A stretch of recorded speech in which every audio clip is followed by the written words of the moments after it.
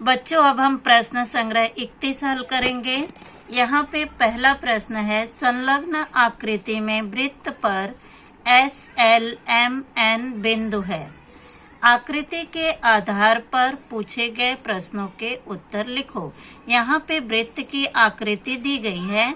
यहाँ पे SLM और N यह वृत्त पर 4 बिंदु दर्शाए गए हैं, लेकिन पहले प्रश्न में हमें यह पूछा गया है कि जिन चापों के अंत बिंदु S और M हैं, उन चापों के नाम लिखो। अंत बिंदु यानी जहां से शुरू होता है और जहां पे खत्म होता है, तो SLM, तो उन चापों के नाम लिखो। तो यहाँ पर चाप SLM लिखेंगे। पहला चाप होगा SLM और दूसरा चाप होगा SNM, यानी S से शुरू हो रहा है और M पे खत्म हो रहा है।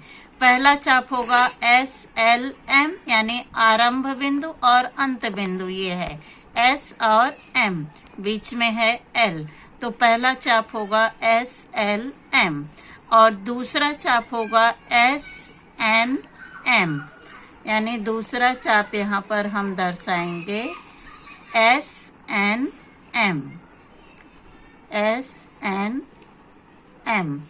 अंत बिंदु का मतलब है जहां से शुरू होता है और जहां पे खत्म होता है, तो हमें S और M को ही S से शुरू करना है और M पे खत्म करना है।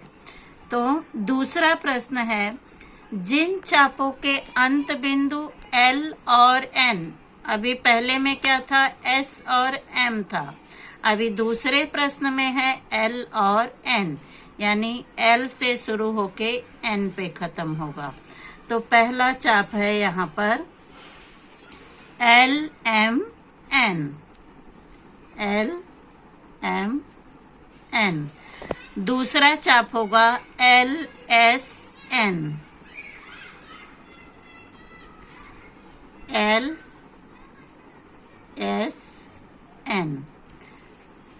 अब दूसरा प्रश्न दिया गया है, आकृति यहाँ पर दी गई है वृत्त की। संलग्न आकृति में बिंदुओं A, B, C और D द्वारा तैयार होने वाले चापों के नाम लिखो। अब हमें क्या करना है, यहाँ पे A से शुरू करना है, A, B, C, चाप A, B, C, फिर दूसरा होगा चाप B, C, D, चाप B, C, D, तीसरा होगा चाप C, D, A, C, D, A, और चौथा होगा D, A, B। यानी यहाँ पे हमें क्या बताना है, चारों बिंदुओं यानी A, B, C और D। तो A से शुरू करेंगे, A, B, C, B, C, D, C, D, A, D, A, B, यानी चारों बिंदु का आरंभ हमें लेना है। पहले A से शुरू करेंगे, A, B, C, B, C, D, C, D, A और D, A, B। तो इस प्रकार 4 भाग यहाँ पर आएंगे चाप के, A, B, C, B, C, D, C, D, A, D, A, B। अब तीसरा प्रश्न है, संलग्न वृत्त की आकृति के बिंदुओं P, Q, R, S और T द्वारा बनने वाले चापों के नाम लिखो। यानी यहाँ पर भी वही हमें दिखाना है, P, Q, R, S और T, P, Q, R, Q, R, S, R, S, T, S, T, P, T, P, Q। तो यहाँ पे हमें इसका उत्तर लिखेंगे। चाप पहले P, Q, R, Q, R, S,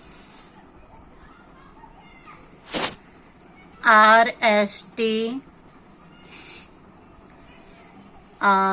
STP TPQ चाप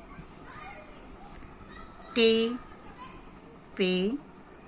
यानी यहां से शुरू करेंगे हम PQR, दूसरा होगा QRS, तीसरा होगा RST, चौथा होगा STP, पांचवा होगा TPQ। अब बच्चों चौथे प्रश्न में पूछा गया है विभिन्न वृत्ताकार वस्तुओं की परिधियां नापो और लिखो। परिधि किसे कहते हैं? यानी जैसे गोलाकार कोई भी वस्तु है, जैसे थाली है, कटोरी है, ग्लास है, तो उसकी परिधि हमें नापना है। परिधि मतलब जैसे वृत्ताकार थाली है तो हम थाली के वृत्ताकार भाग को कैसे नापेंगे? धागे से पूरा गोलाई को नाप लेंगे, यानी उस वृत्ताकार गोला को धागे से नापकर और फिर उस धागे की लंबाई को नापेंगे कि वह लंबाई कितने सेंटीमीटर है, यानी फिर उस लंबाई को हम लिखेंगे।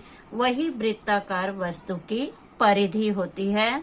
तो तुम यहाँ पर अलग अलग वस्तु ले सकते हो, चाहे गोल वृत्ताकार कटोरी लो, वृत्ताकार थाली लो, वृत्ताकार ग्लास लो, यानी कोई भी वृत्ताकार वस्तु का परिधि निकालने के लिए उस वृत्ताकार वस्तु को धागे से पहले गोलाई को नापना है और फिर उस धागे की लंबाई को स्केल से नापोगे कि वह धागा कितने सेंटीमीटर लंबा है।